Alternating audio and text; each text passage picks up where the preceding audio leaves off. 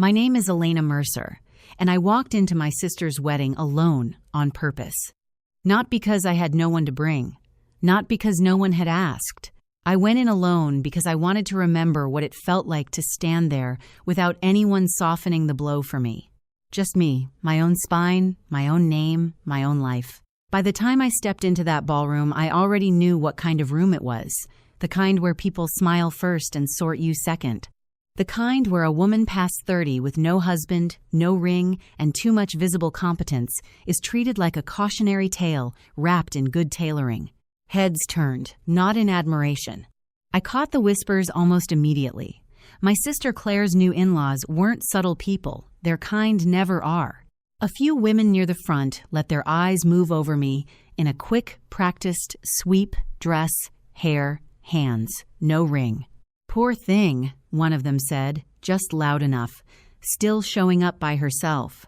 Claire didn't even look at me. She was all white silk and diamonds and staged laughter beside her groom, smiling into cameras like she had been born for soft lighting and public approval. I wasn't part of the picture.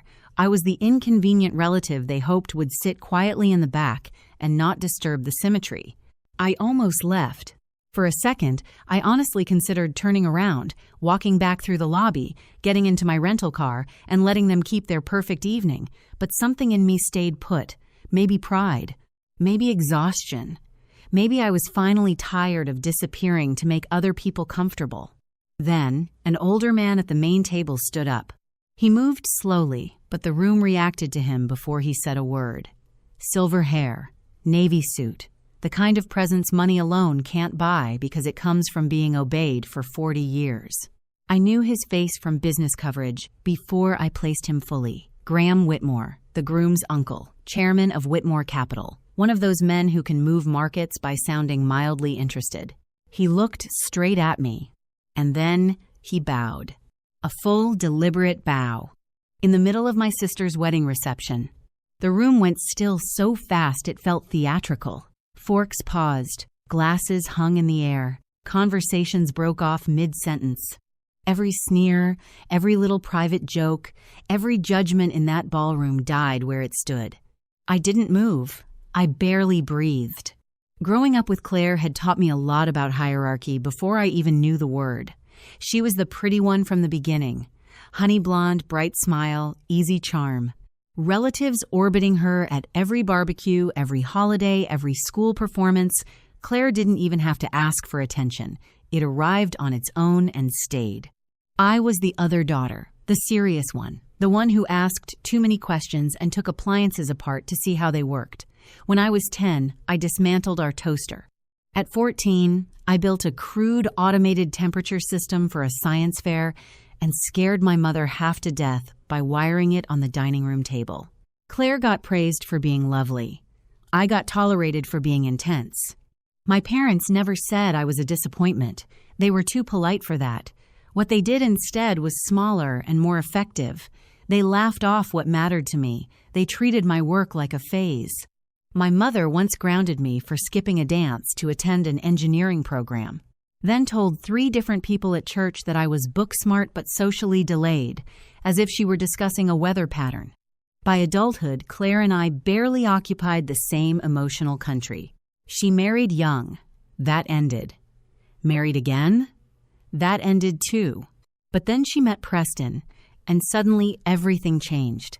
Because Preston came from the kind of family my parents had always admired from a distance. Land, private clubs, polished charity boards, old money cleaned up into good manners. My parents lit up around them, hosted dinners, ordered new portraits, started speaking about Claire's future like it was a merger. I was invited because I was her sister, but even that came with instructions. Please don't make the day complicated, my mother told me over the phone the week before. As if I ever had. The morning of the wedding, she called again to remind me not to dress too severe. "This is family, Elena," she said lightly. "Not one of your conferences." I told her I understood. Then I wore exactly what I wanted. Black dress, clean lines, no sparkle, hair pinned low, minimal jewelry, nothing theatrical, nothing attention-seeking. I just looked like myself, which in that room was apparently provocative enough. The ceremony was expensive, in the way insecure people like best. Massive floral arch, string quartet, drone cameras, a child flower girl who looked like she had an agent. Everything curated for photographs and future bragging. I clapped when expected, smiled when required, said nothing. At the reception, they seated me near the back. Two cousins I barely knew spent most of dinner pretending not to assess me. "I thought you'd have brought someone by now," one of them said, stirring her drink with a thin gold pick. "A woman like you, all accomplished." It was phrased like a compliment and landed like a diagnosis. Claire sat up front with Preston and his family, glowing beneath chandeliers, while his mother, Evelyn, surveyed the room with the frozen smile of a woman who had paid well never to look surprised. She glanced at me twice before leaning toward another guest and murmuring, "That's the sister, the career one." The women around her laughed without moving their mouths much. I excused myself and went to the bar for a club soda because I wanted something cold in my hand before I said something I couldn't take back. Claire found me there a few minutes later. "I just wanted to check on you," she said, with that brittle, polished smile people use when they want credit for kindness they haven't actually offered. "I'm fine," I said.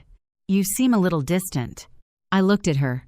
"Claire, we haven't had a real conversation in years." She gave a short laugh, like maybe we were both being silly. "Well, you're here now." She was already turning away before I answered. That was the moment I understood the evening completely. I had not been invited to belong. I had been invited to witness. On my way back to the table, I heard two men from Preston's side speaking behind me. "Beautiful but cold," one said. "The ambitious type," the other replied. "Married to work." They chuckled. I stopped walking. For one clean moment, I thought, enough. I had my coat, my keys, my own money, my own life. I did not need to stand there and be picked apart by people whose greatest achievement was being born adjacent to the right last names. Then a chair scraped slowly across the floor. Graham Whitmore stood from the main table. He crossed the room with no hurry at all, which somehow made it more devastating. He passed Claire, past Preston, past Evelyn, who suddenly looked uncertain for the first time all night. Then he stopped in front of me and bowed. When he straightened, he held my gaze. "Miss Mercer," he said, clear enough for half the room to hear. "It's an honor to finally meet you. Your keynote in Geneva changed the direction of one of our largest technology transitions. I've wanted to thank you for months." The silence after that was almost violent. Every person in that room had to recalculate me in real time. I smiled, but only slightly. "That's kind of you, Mr. Whitmore." "Not kind," he said. "Accurate." He asked if I would mind stepping outside for a moment. I said yes. We walked onto the terrace where the noise dropped behind us into soft, muffled music and glassy laughter. The evening air was cool, and for the first time that night, I could breathe. "I meant what I said," he told me. "I assumed you did." He glanced back through the windows. "They didn't recognize you." "They recognized exactly what they were trained to value," I said. That made him smile. He told me he had seen my presentation in Geneva 3 years earlier, the one on decentralized recovery architecture and infrastructure resilience. His firm had been preparing to commit a fortune to a competing platform until my analysis shifted the discussion. "That wasn't public," I said. "No," he replied, "but I make it a point to know who is actually building things." That sentence stayed with me. Because he was right. While Claire had been curating her image, I had been building companies from cheap offices and borrowed time. I had slept on bad sofas, pitched investors who forgot my name mid-meeting, written code at 3 a.m. with takeout cartons around me, and no certainty that any of it would hold. I failed, rebuilt, failed again, learned, endured, created something real. To my family, none of that had ever counted because it did not look like a fairy tale. When we walked back into the ballroom, the room had changed. Not morally. Rooms like that rarely change morally in under 10 minutes, but the posture had changed. People sat straighter. Smiles turned cautious. A few guests actually rose halfway from their seats, as if uncertain whether I now required a different category of manners. Evelyn looked displeased in a tight, controlled way. Preston had gone pale. Claire came toward me so fast her bouquet actually trembled. "What was that?" she asked through clenched teeth and a public smile. I met her eyes. That was someone recognizing what you never did. Her face hardened.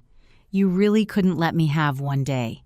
I almost laughed, but I was too tired. "One day? Claire, you've had a lifetime." I only walked into the room. She turned and went back to her table before her expression cracked. The speeches started soon after. Toasts, stories, cheap sentiment in expensive glassware. I stayed quiet. Graham sat at my table now, as if the correction had not only been made, but formalized. Then Preston's father stood for the final toast. He did the usual routine: family, tradition, love, legacy. Then, right near the end, he glanced in my direction and said, "And to all those joining us tonight, even the ones more suited to boardrooms than ballrooms." A few people laughed. Graham did not. He set down his drink and stood again. "I'd like to add something," he said. Nobody moved. It requires very little talent to inherit wealth, less still to marry into it. But the woman seated beside me tonight has done neither. She built her own name.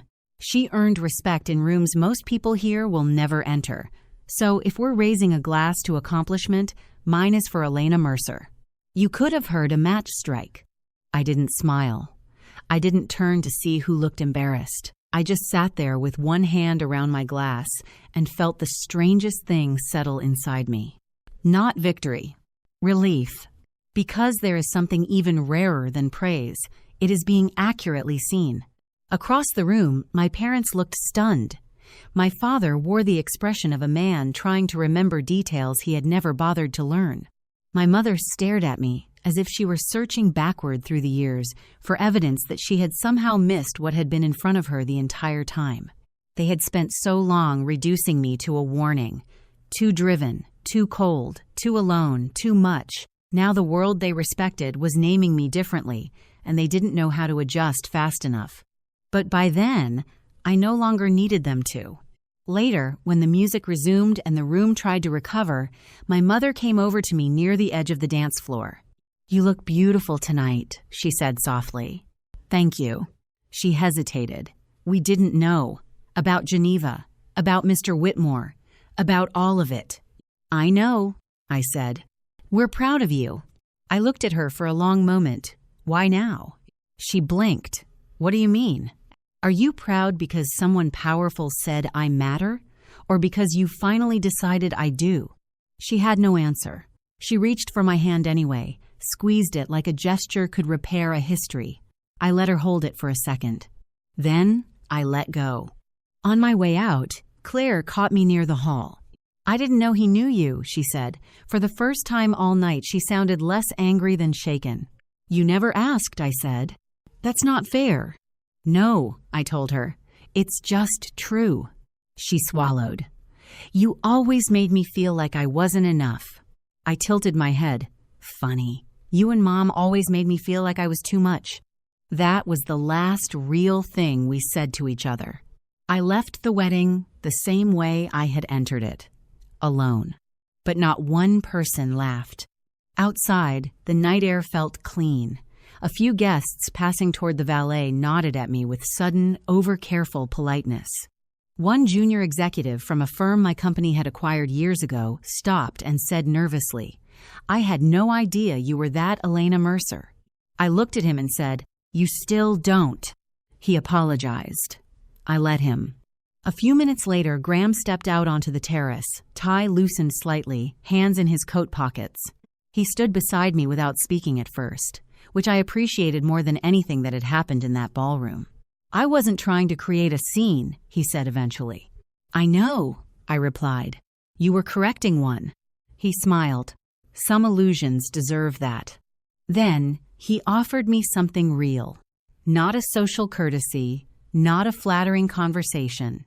A genuine partnership on a new initiative he was launching. He wanted my perspective, my name on the founding structure, my judgment where it mattered. I didn't answer immediately.